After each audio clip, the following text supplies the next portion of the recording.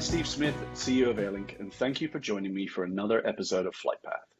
Here we aim to highlight innovation, deliver insight, actionable guidance, and lessons in best practice to people working in the humanitarian response and disaster logistics space, all from experienced organizational leaders. Now, please don't forget to like and subscribe to this channel. My guest today is someone I've known for a number of years as President and CEO of the National VOAD, which stands for Voluntary Organizations Active in Disaster. And he will be familiar to many of you in the disaster response space. He brings more than 20 years of emergency management and leadership experience from a diverse career in public, private, and the nonprofit sectors.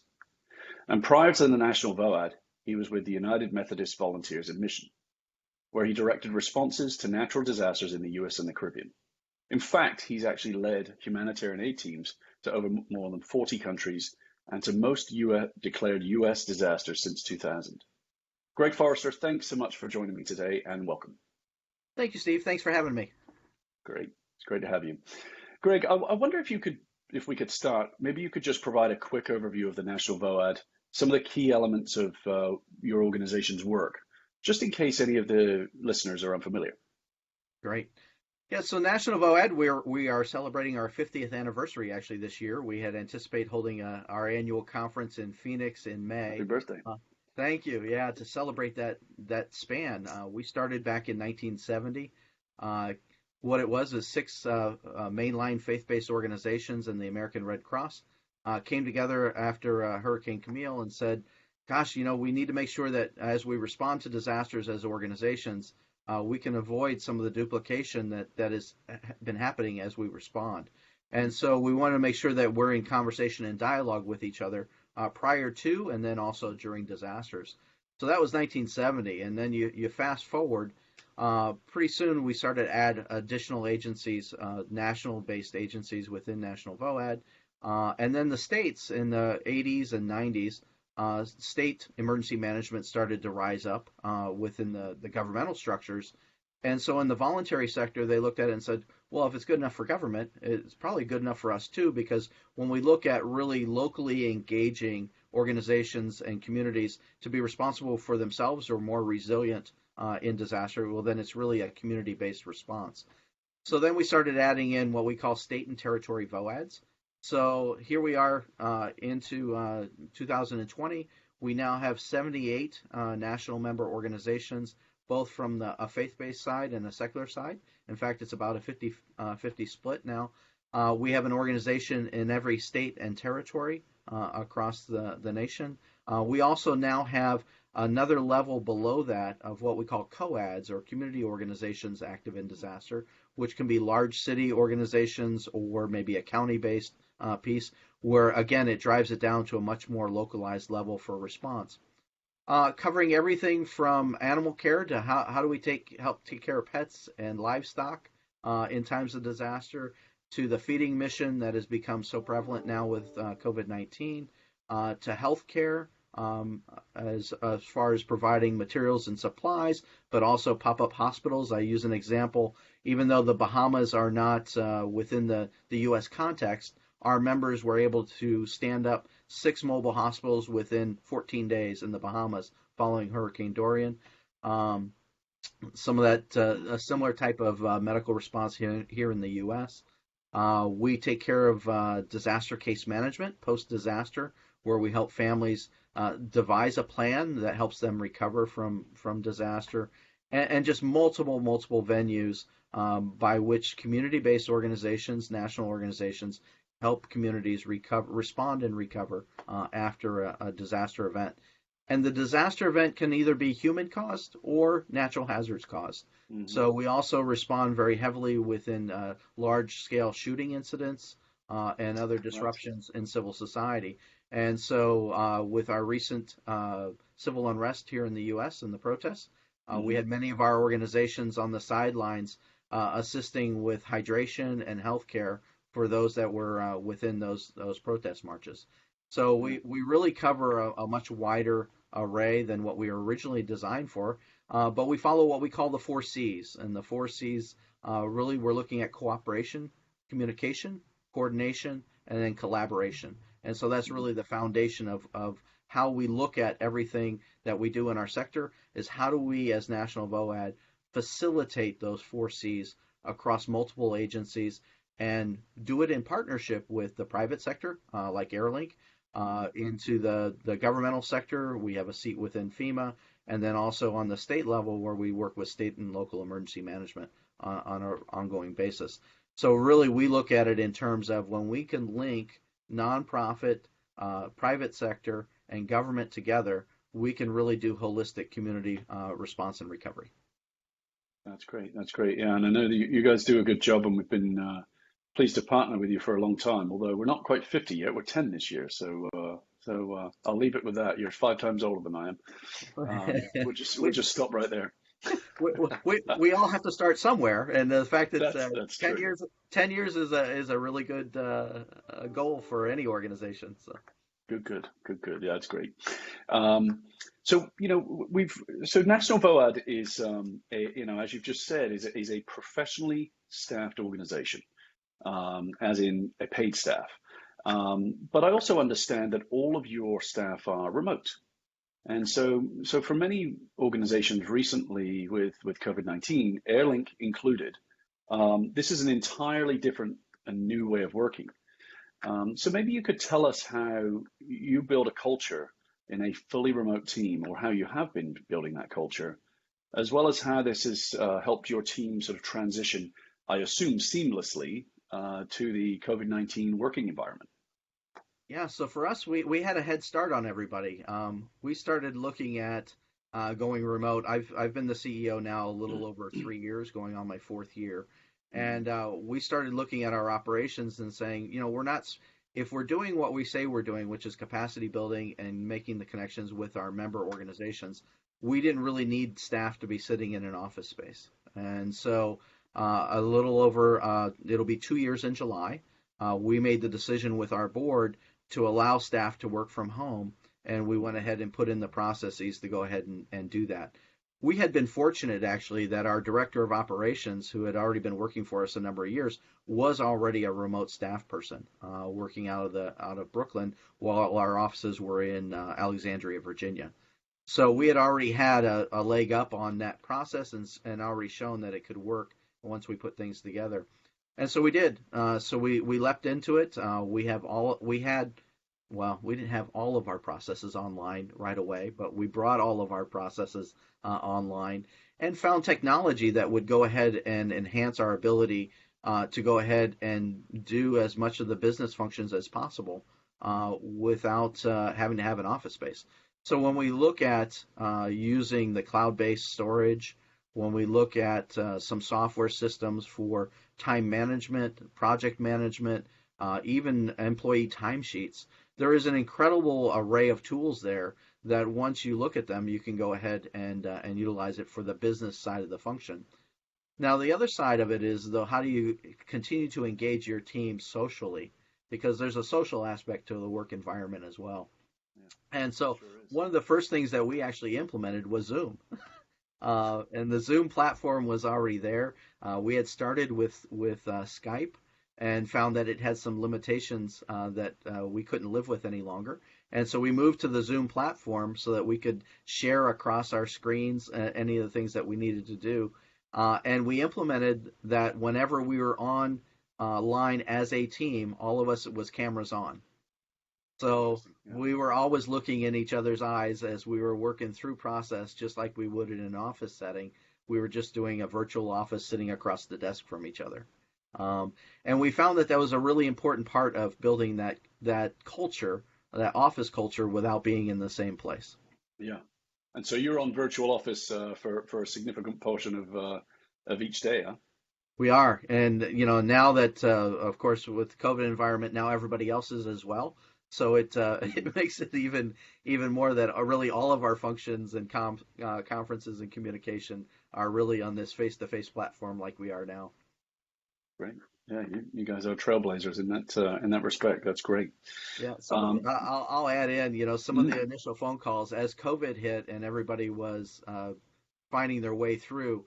Most of the calls that we received at the office were not about how do we respond to COVID-19. It was Hmm. how do we create a virtual office environment, and that was coming from a lot of our member organizations who had never made that leap in the past. Oh, that's interesting. Interesting. Well, let me ask you this. The COVID-19 pandemic has dramatically strained many of the assumptions that disaster relief organizations work under. By their very nature, disaster relief organizations operate in chaotic environments and bring order and systems to disruption.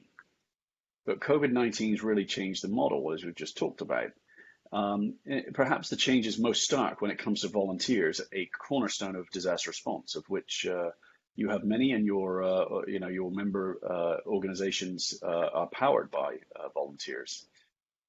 Greg, we've talked about relationships with employees a little bit here, and it's very different to the one that you have with a volunteer. Really puts strains on management models, and especially at times like this. So, speaking as an organizational leader and part of an organization so deeply connected to other groups across the sector, can you and what you know from partners and members, perhaps you could share some best practices of how you manage volunteers when we've got this strict adherence to health and safety in the midst of COVID-19? Yeah, great question. And it was one that we started to address right away because we knew that, in the COVID-19 restrictions, in order to keep our volunteers safe, we were going to have to adapt process and procedures. And I say we, National VOAD doesn't deploy volunteers on their own. We don't provide the Mhm. direct services. We provide the Sure. linkages. But because we can do it across the entire sector, I was engaged in a lot of the discussions around what that would look like. In in FEMA language and in federal language, we call that it's under Emergency Support Function 6, Yes. which is where all the partner agencies that do mass care and volunteerism really come together for a conversation. And we started to look at, all right, what is the CDC and the WHO coming out regarding what groups are in a hazardous position when it comes to COVID-19? Hmm. And what we have come to realize over the years, even prior to COVID-19, is our volunteer base is primarily made up of those individuals that are 60 years of age and older. And Interesting. so we already knew because they're retirees, they have a lot of flex time available to them. We vary in the demographic when it comes to summertime volunteers as opposed to non-summertime volunteers. We'll get a younger geographic or demographic in the summer because college students are off, high school students are off, and so Right. the volunteer teams are made up of a younger demographic then. But our Yeah. primary long term are those that are older. And according to the CDC, of course, they also had a greater risk when it came to COVID-19. Yeah. So our organization started polling their volunteers and then making some internal decisions and saying, how do we then go ahead and move our volunteers to a virtual environment to virtually support operations in the field logistically, but not actually having them go to the field? Hmm. And so that's what happened. Many of the organizations found that the functions that they did, except for direct services like cleanup and food delivery, post disaster, most of the other functions to support those actions could be done virtually. So Interesting. they moved into how do we then provide the technology and the platforms to make our volunteers, support the older ones that are more at risk, support us virtually. And then in the field, it became a matter of how do you, rather than send in volunteers from outside a given geographic. So in the past, it would have been, and I'll use the Nashville tornadoes as an example, because Hmm. Nashville tornadoes and the response to it was happening just as COVID-19 became a pandemic or was declared a pandemic. And Yeah. so we had people on the ground in Nashville that then we had to actually extract them from there because of fear of spread. And Yeah. so then there was an additional group of tornadoes that hit a couple of weeks later in Chattanooga, Tennessee. And we had to figure out how do we actually still deploy people into that. And so we started looking at, and our agency started looking at modeling that said, well, if we made day trippers instead of overnighters. So Hmm. in terms of volunteers, let's make sure that they come from a driving distance where they don't have to actually stay in a community overnight. They can actually drive back to their own homes after they've provided services during the day. Huh. And so we did a lot more of that, and that's currently where a lot of that planning scenarios are around now. So we're utilizing locally based volunteers, and there has been some times where you have to send in a trained leader to go ahead and guide that process, but then you keep a smaller team, a smaller footprint. We also can't do, congregate housing or sheltering. So we would have kept a team of volunteers in a local church or a community center. You can't do that anymore. So we made some arrangements with hotels. If we did have to do overnights, we could do it that way.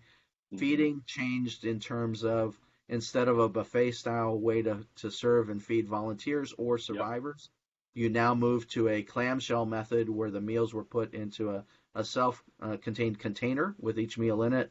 And then the volunteers or the survivors could self-distance and eat their meals at a safer range rather than all sitting at the same table or in the same area. And so there's been those kinds of adaptations of both service delivery and also in volunteer management. Yeah, that's interesting. I mean, a lot of sort of smaller decisions, about how you prepare and present the food and how you deploy staff. Obviously, really sort of coming together and sort of changing the way we respond. And that's really very interesting. I mean, I wonder, because one of the biggest motivations of being a volunteer, downstream, and hopefully we're not in this situation forever, although I think that it will change the way we operate for the foreseeable future, is, as a volunteer, can you continue to connect to the mission if you're not there on the ground? That'll be a challenge, right? It will be a challenge, and we're already anticipating we'll have less number of bodies in terms of volunteers that were pre-trained for that kind of deployment. And so, I'll use an example with Airlink. Just recently helped one of our member organizations move medical personnel down to the U.S. Virgin Islands. Well, before that even movement happened, there was some arrangements that had to be made regarding what their housing would look like and how we could do that safely. And then how do you move them from different places across the U.S. and bring them together so that they could provide the service that was necessary. But yeah, volunteers are going to, and it's really hard for those that are used to being the hands and feet and on the ground, to bringing them to a virtual setting and saying you are making as much or more of an impact by your virtual support as what you have done when you're in the field. And when this clears up, we're going to be thrilled to have you back in the field. But for right now, we need your support from a distance. Yeah, that's a different, somewhat of a different proposition, perhaps more efficient, but the virtual and the remote angle is very different.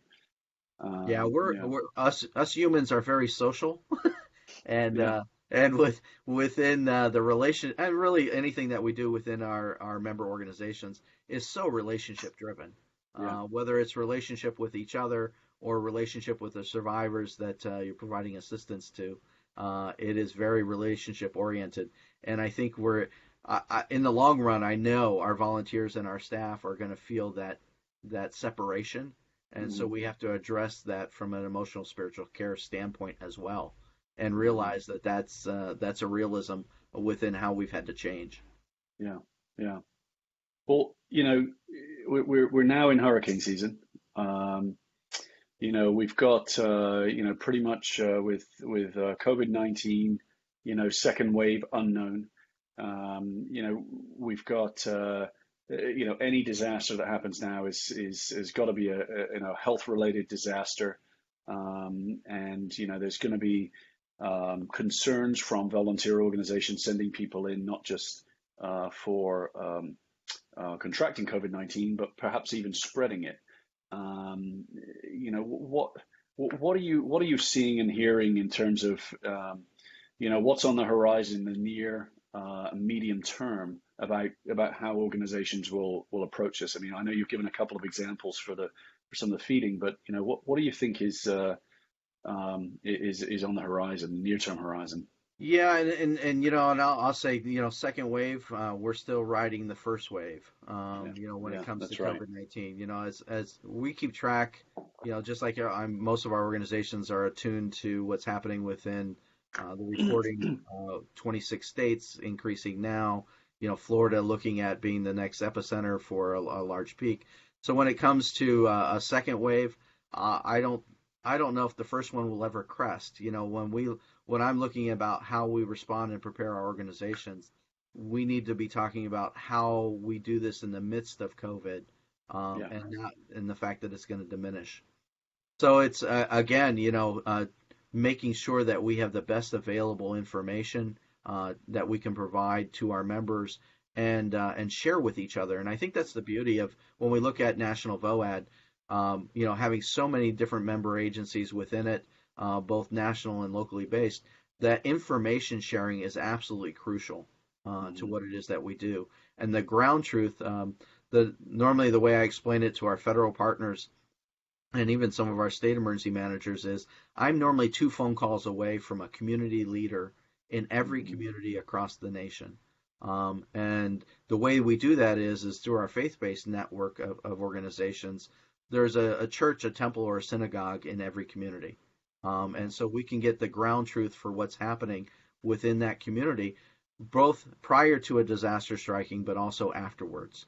And so we need to know what the lay of the land is, so to speak.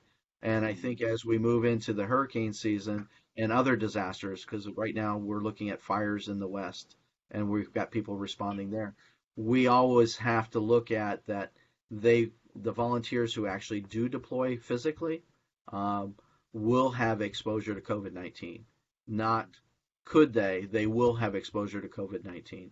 So having them understand the risk that is, and the fact that if they are deploying outside of their home area, that just from a risk standpoint, they need to self-isolate once they're done with their mission, for a period of time to make sure they're not bringing COVID back into their home environment, is really what we're communicating with volunteers. Yeah, that makes sense. Well, I've witnessed personally that, you and your team at National VOAD do a great job of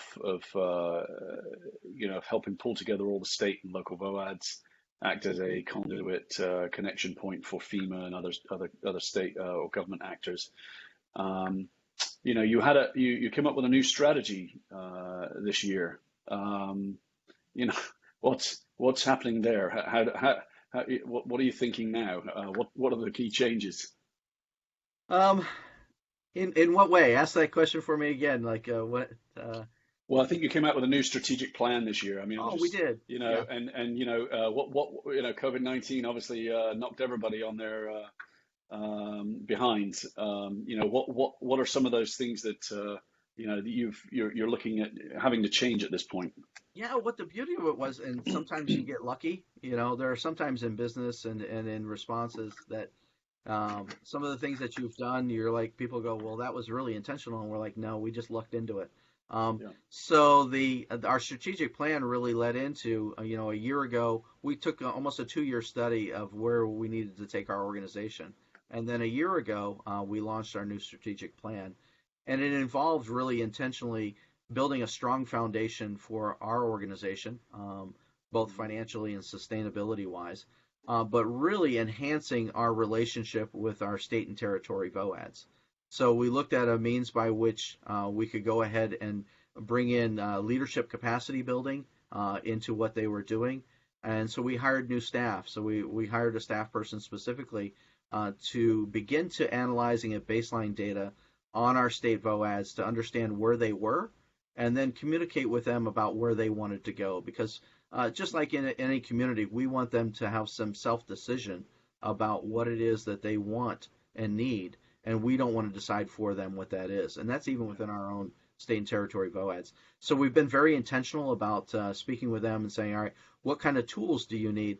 And in that same strategic plan, we talked about leveraging technology to make things better across the sector. And so we launched what we call a DART platform. Everybody's got to have a really neat acronym for, and so ours is Disaster Agency Technology is what it stands for, response technology. And it came in a couple of different module formats. And so one of the things that our members asked for was we need a volunteer management, an unaffiliated management, volunteer management technology platform.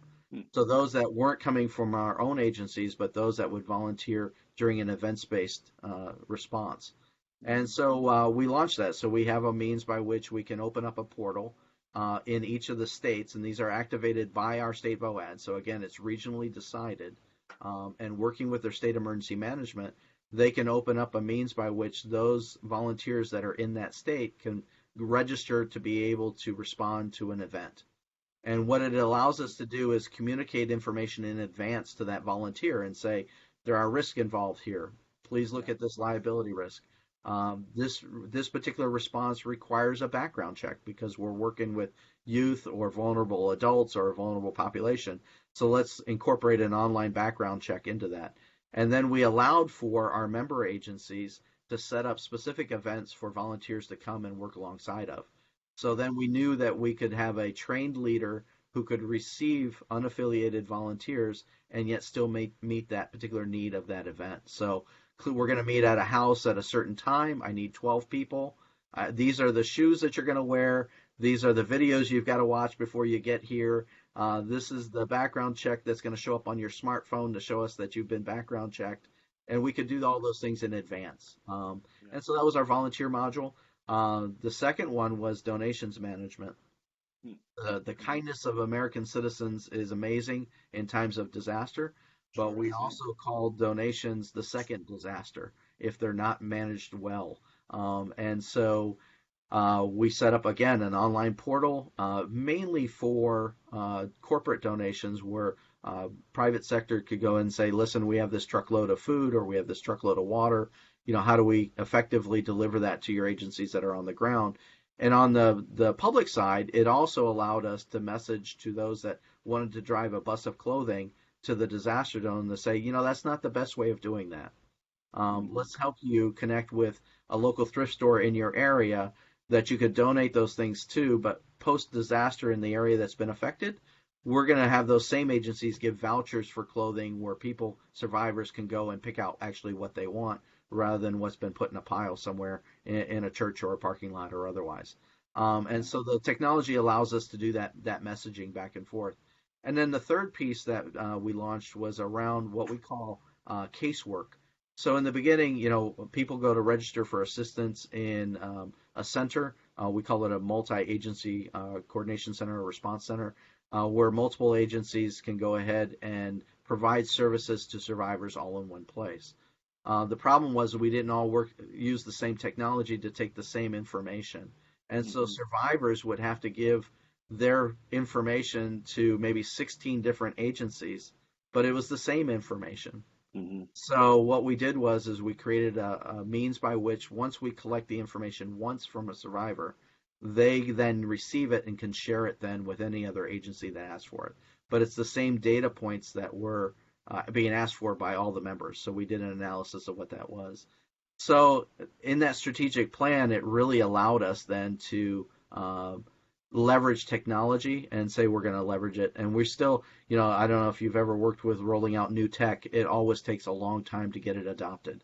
And so we're, really in our first year of that. We're now in COVID. We have 16 of our states that are actively using different parts and different modules of it. Mm-hmm. We have 26 that are registered into it, but we still don't have, system-wide adoption. Mm-hmm. And so we're working on making sure that that moves forward.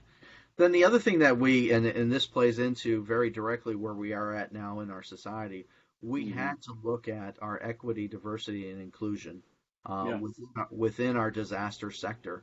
And so we made that really a focal point within our strategic plan as well, and saying we know who we serve in disasters primarily, but are we as organizations reflective of that diversity?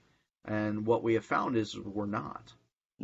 And so we need to be more adept and more intentional about being inclusive of those that are marginalized or just not brought to any kind of table to have voice there as to what their needs are. And so we're addressing that both on a state and on a national level to be very intentional about leadership development when it comes to diversity and equity. Yeah, that's important. That's important for sure. Well, Greg, listen, I always like to, end on a positive note. Tell me some, or give me some examples of significant or impressive uh,